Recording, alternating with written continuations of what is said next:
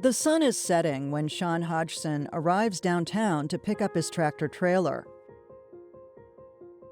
Right away, he notices that his friend Robert Card's white Subaru isn't in its usual spot.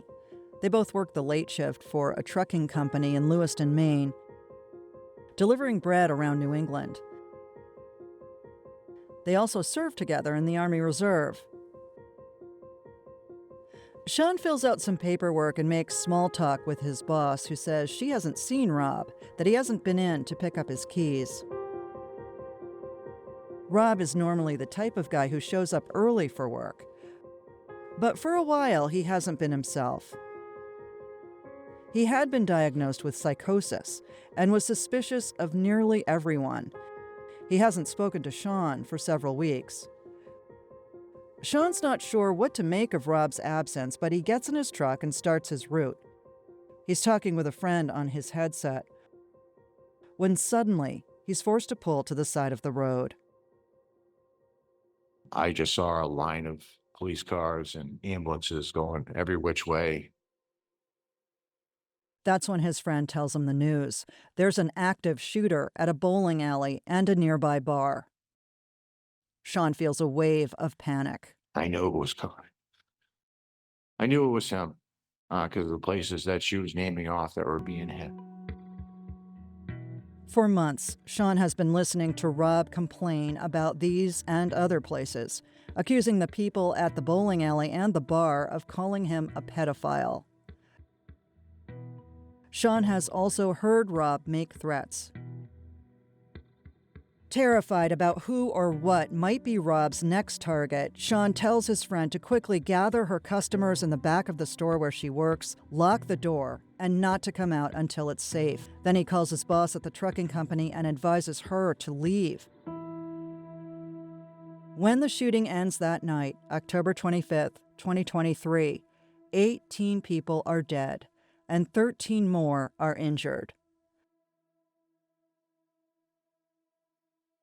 The city of Lewiston is shattered, and Maine, considered one of the safest states in the country, is in shock. To understand how Sean Hodgson knew his best friend Robert Card was the shooter, you have to go back several months.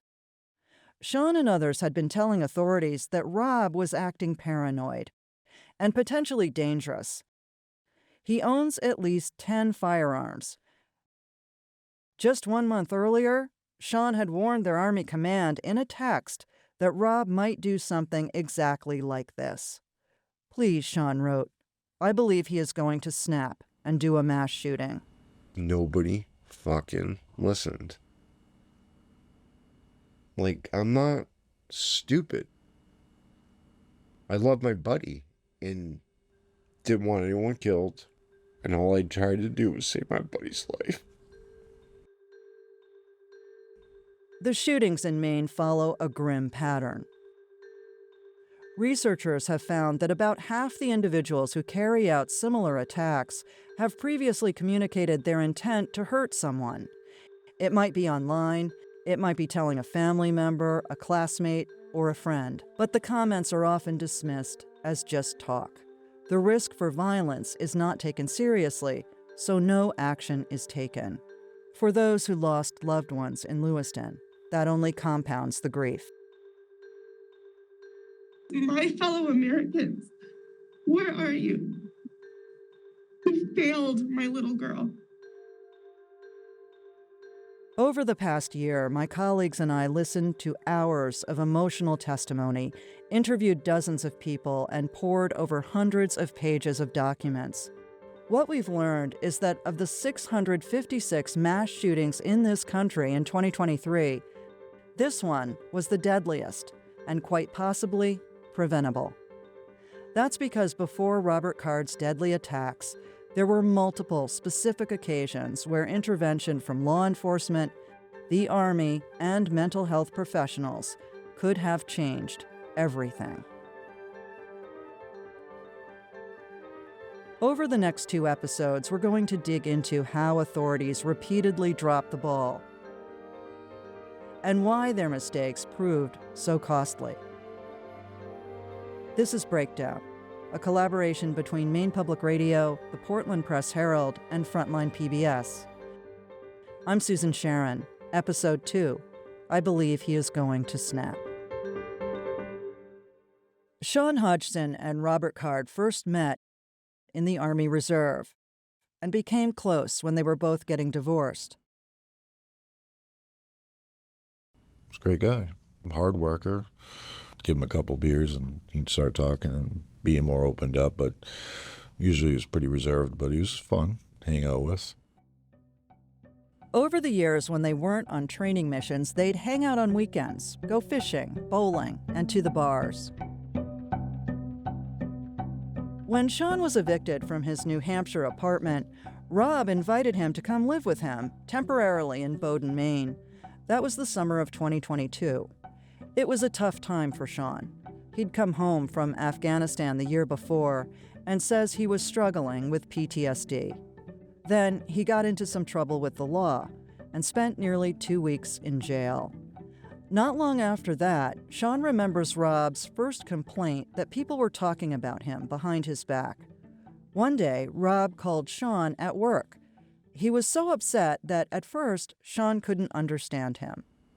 And I thought I did something wrong.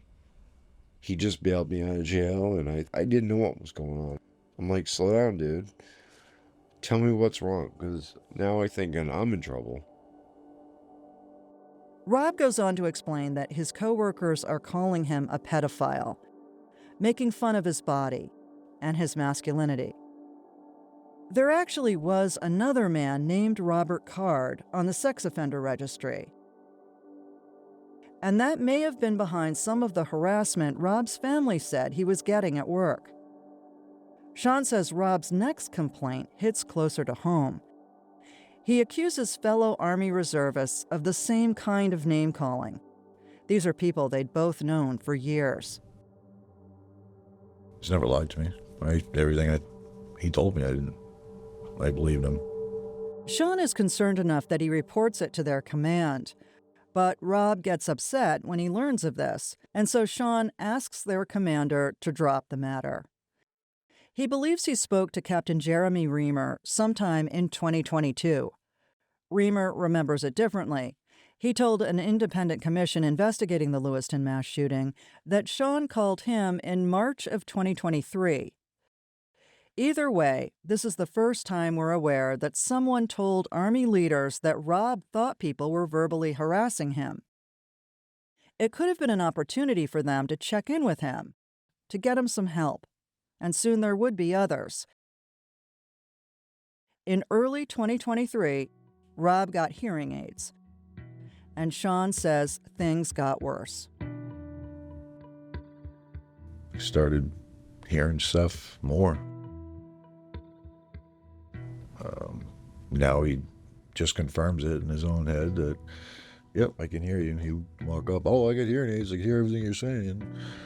And it just reinforced it worse. He would hear something and just direct it toward himself. It got worse and worse. Rob had a hearing loss from childhood that got significantly worse over time. He had extensive exposure to explosives as a part-time soldier in the Army Reserve. For years, he worked as an instructor at a hand grenade training range. But unlike Sean, who was sent to Afghanistan, Rob was never deployed. Sean Hodgson may have been the first person to tell authorities that his friend was hearing people talk about him behind his back, but Rob's behavior was becoming an issue for his family, too.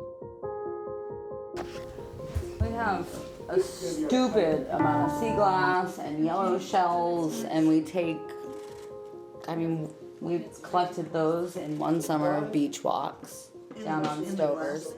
Cara Lamb is Rob's ex-wife who lives in a small town on the coast with her partner John. She turned 40 this year, and because of everything that's happened, it's been an emotionally draining one. She says she first met Rob when they were both in high school. We met at Friendly's. He was driving this ridiculous blue Ford Probe, but it was a standard, and that was awesome. And he was very quiet.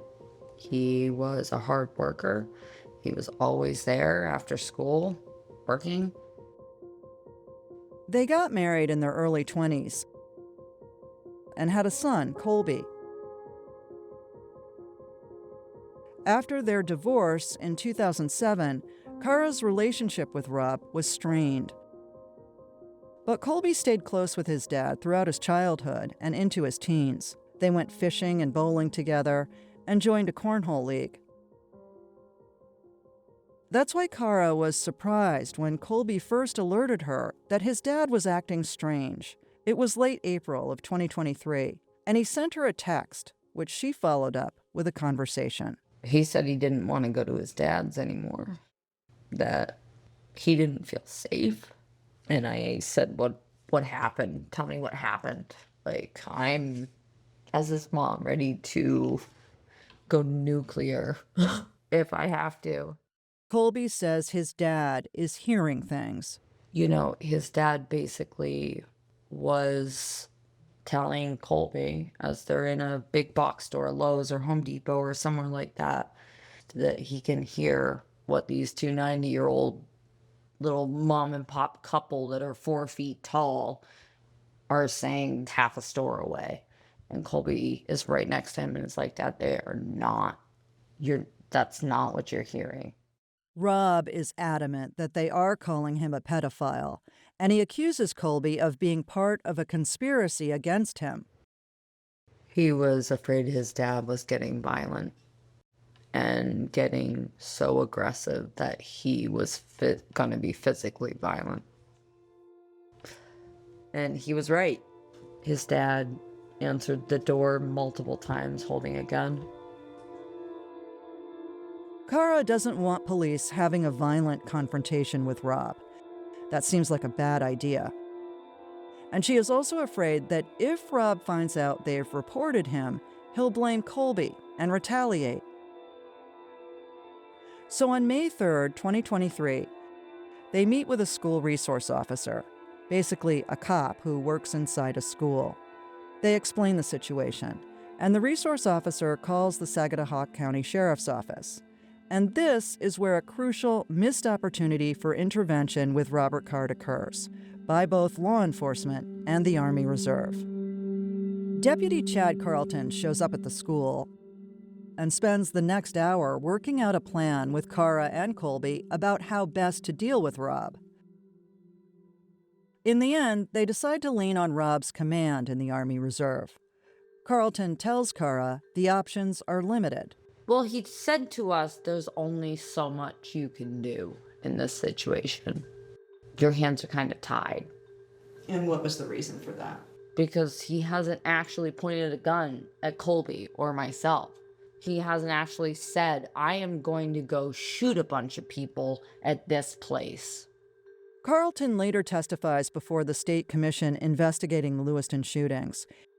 Here's how he explains his actions when questioned by Commissioner Ellen Gorman.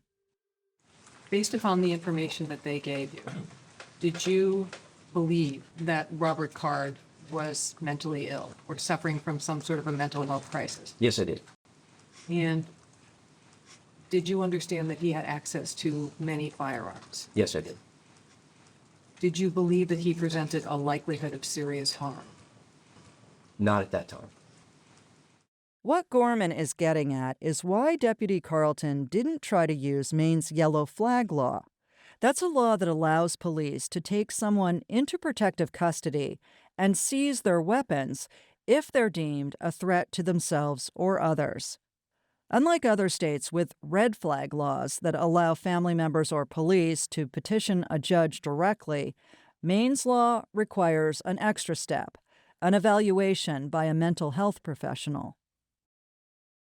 Before the Lewiston shootings, the yellow flag law was not being widely used. The Saginaw County Sheriff's Office had never used it.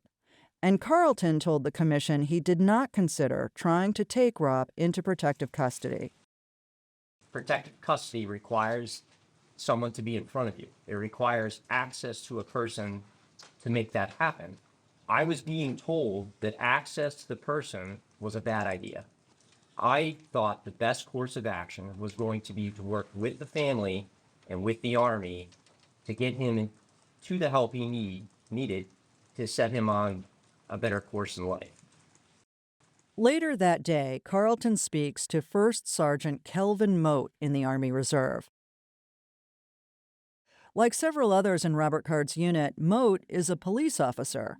He says he is aware that Rob has been accusing other reservists of calling him a pedophile, but he didn't realize how serious the problem had become.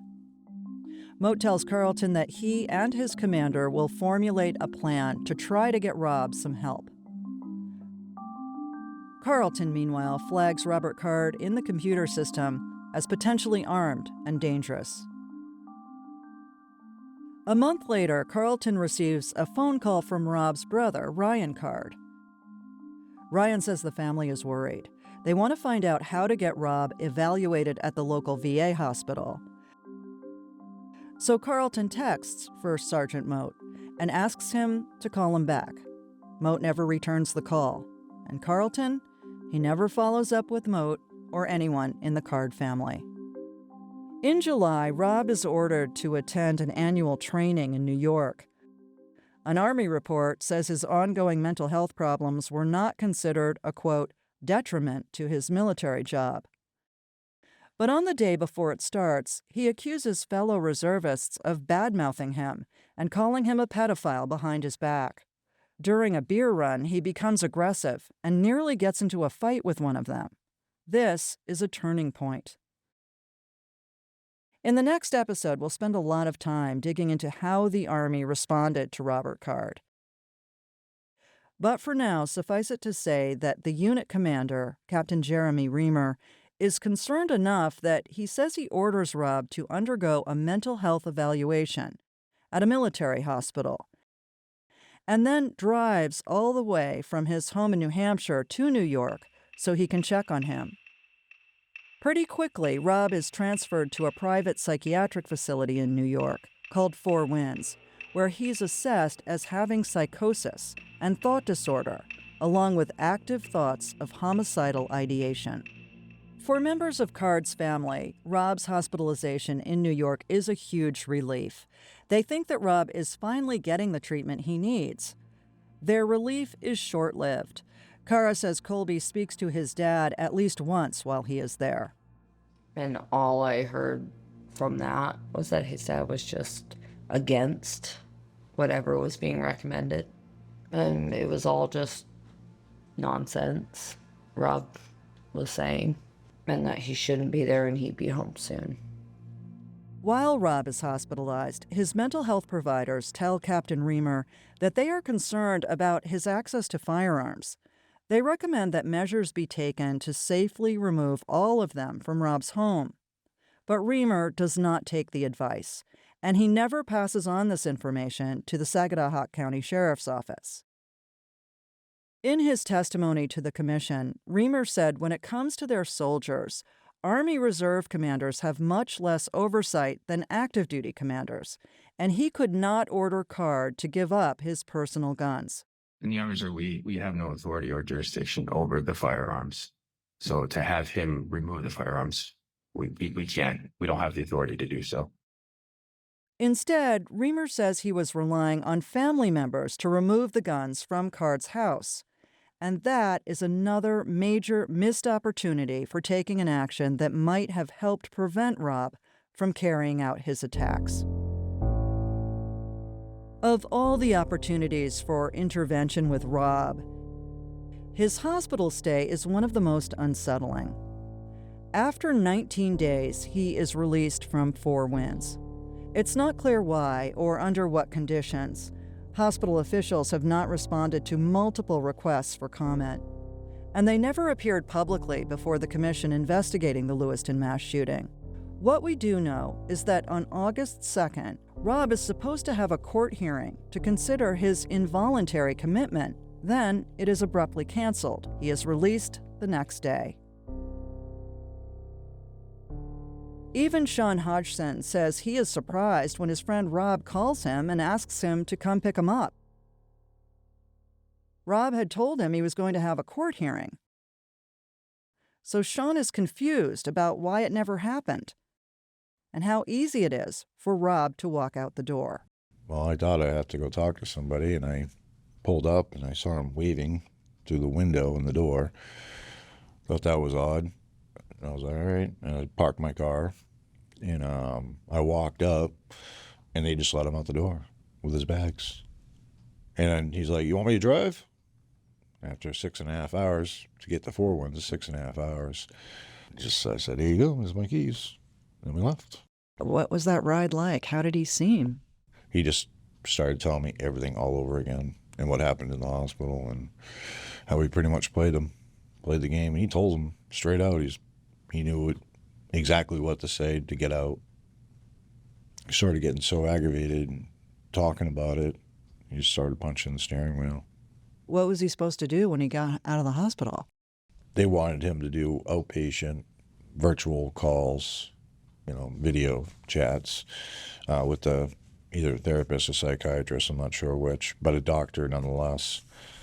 And he would get on the phone with them and pretty much tell them, I'm not talking to you, and yell at them and hang up.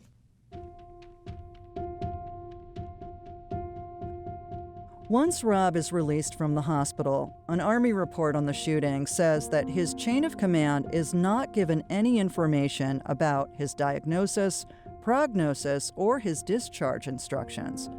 According to the Commission's final report, Captain Reamer doesn't complete the required form to direct Rob to maintain contact with his case management team, doesn't follow up with Rob's treatment providers, and doesn't ask Rob if he's participating in treatment.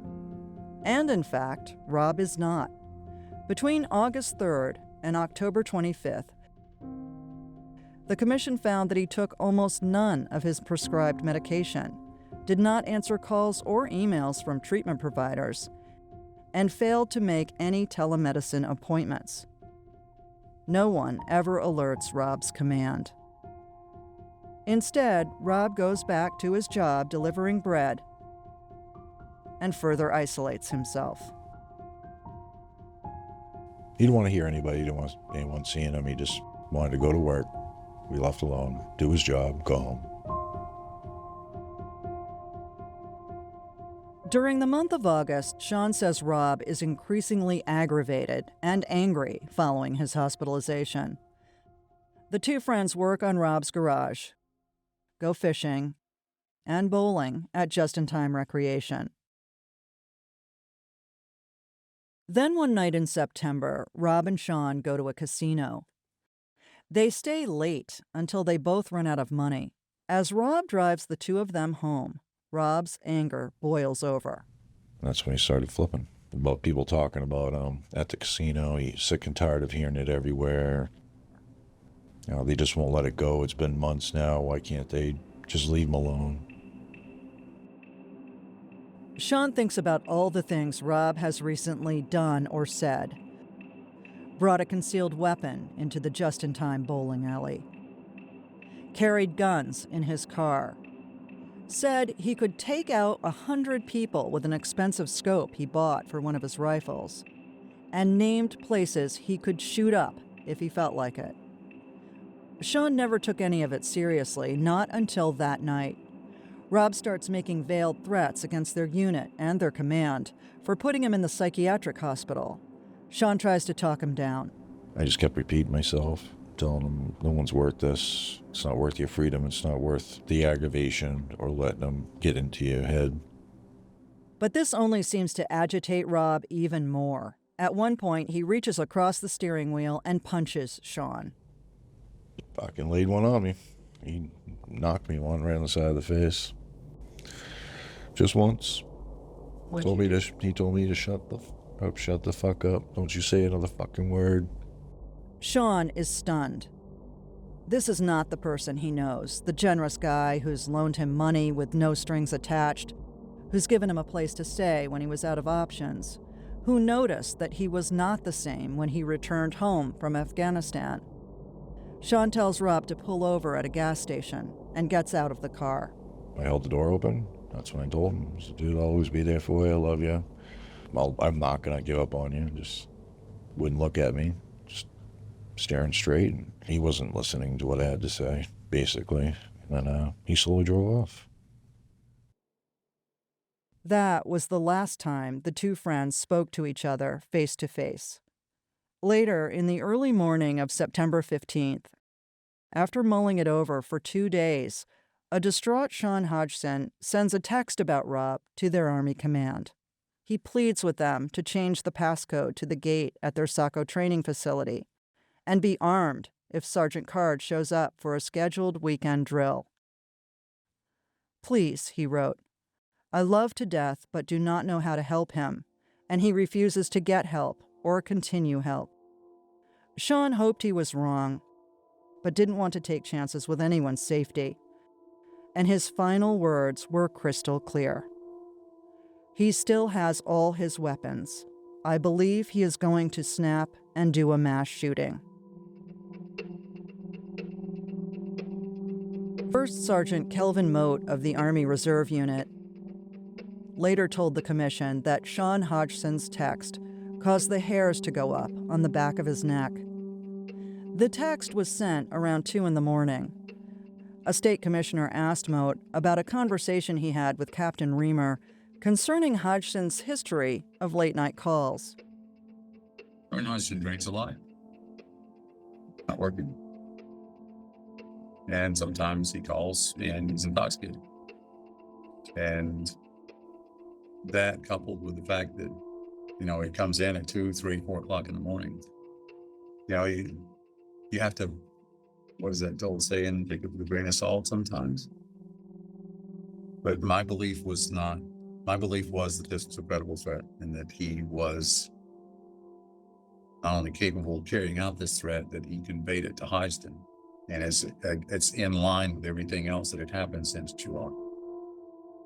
Mote and Reamer decide to ask the Saginaw County Sheriff's Office to conduct a well-being check on Rob, to gauge his mental health and determine if he is a threat to himself or others.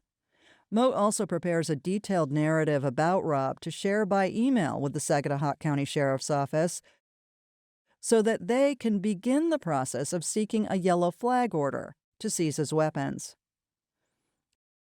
It's now mid-September, about 6 weeks before the shootings. Rob is refusing help.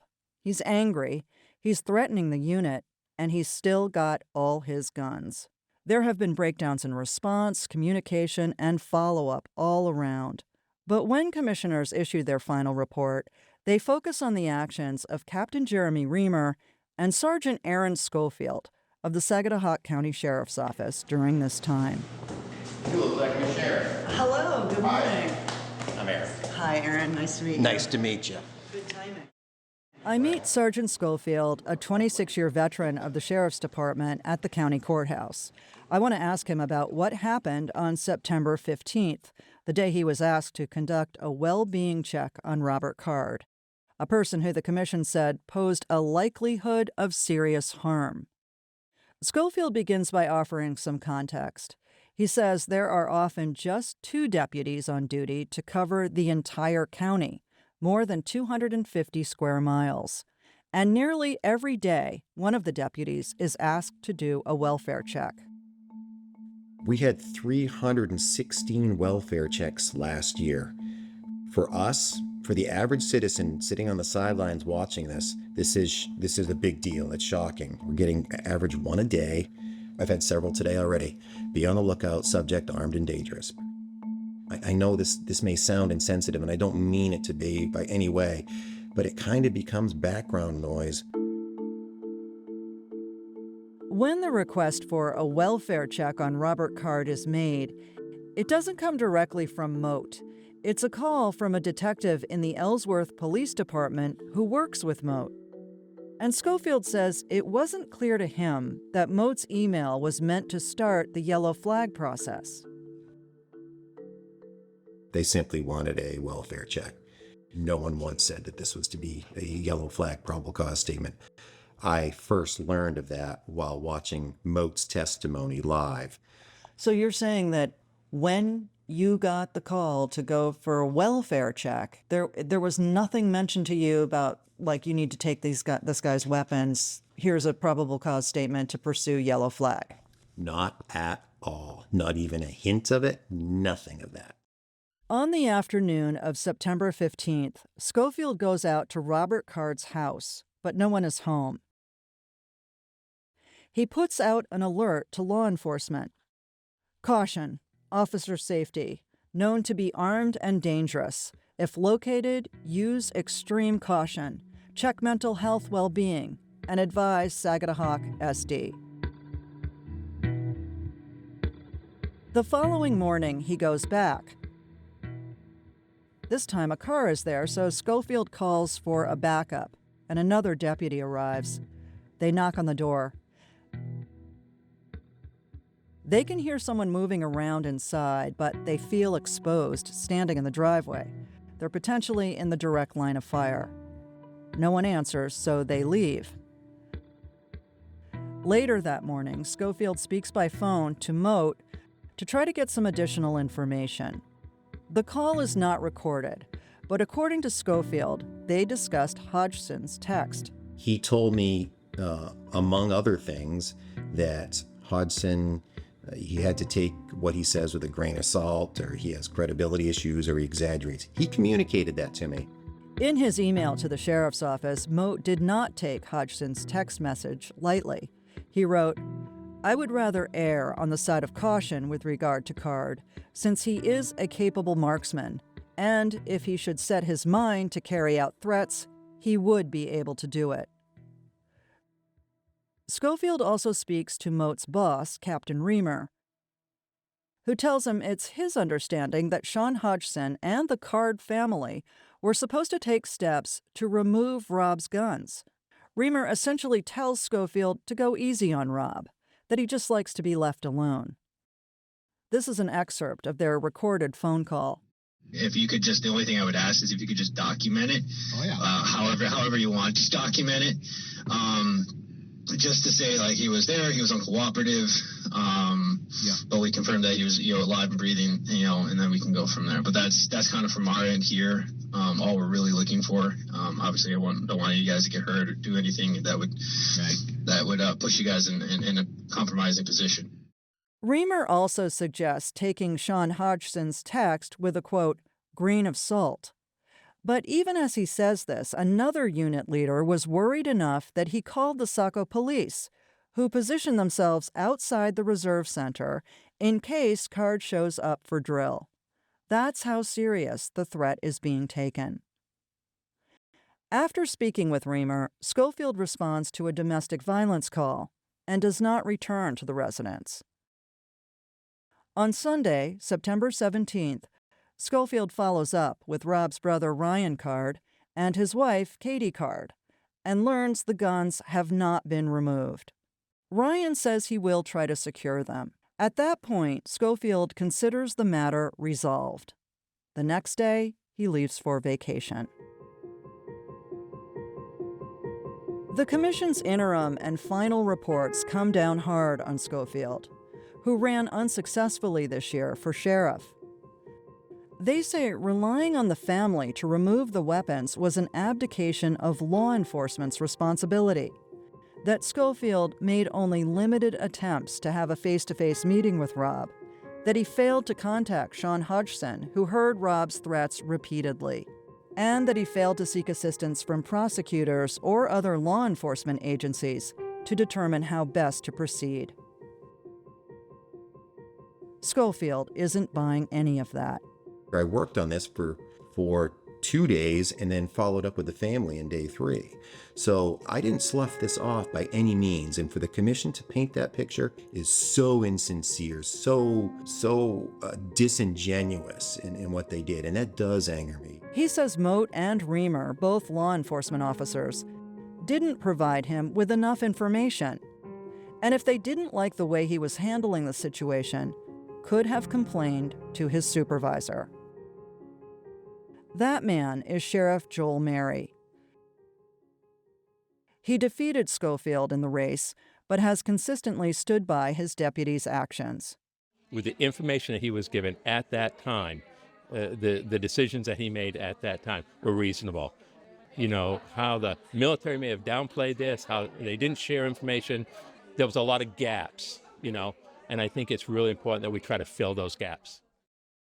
Schofield says he is now considering legal action against the commission and the governor. Despite the warnings, all efforts to contain Robert Card ended in mid-September, and nobody followed up. On October 25th, he went first to Just-in-Time Recreation, where he killed 8 people. Then to Schmenge's Bar and Grill, where he killed 10. Sean Hodgson spends the night of the shootings driving his tractor-trailer in a state of shock, pulling over multiple times between deliveries to talk to police and fellow reservists. He says he even gets a call from Ryan Card, who tells him not to blame himself for the shootings. When Sean finally gets back to Lewiston, police and the freight company are worried Rob could be coming after him. They search his apartment and, for his own protection, arrange for him to stay at a local hotel. 2 days later, Rob is discovered dead from a self-inflicted gunshot wound. His body is found in a trailer at the Maine Recycling Corporation in Lisbon, one of the first places that he thought people were calling him a pedophile behind his back. He's heavily armed and may have intended to carry out another mass shooting. But because Lisbon and other towns were under a lockdown as the search for Card continued, the employees never showed up for work. The news hits Sean hard. I was drunk and bawling my eyes out. Then Raymer decided to call me afterwards, which I don't blame him. I appreciate it. And then I flipped the fuck out. I was pretty upset. I warned you motherfuckers about this, and I didn't hold back. Not one bit. The next morning, police are asked to do a welfare check on Sean. He's taken to a local hospital where he's placed on a psychiatric hold for a night. He's given some medication and finally able to sleep. But this is not the end of the story for Sean. Shortly after being discharged, he says his command orders him to go to a drug and alcohol rehab in New Jersey. I was in there for 30 days pissed off. And the reason why I was pissed off is because all I can think of is why couldn't you done this to my buddy? And everyone would be alive, including him.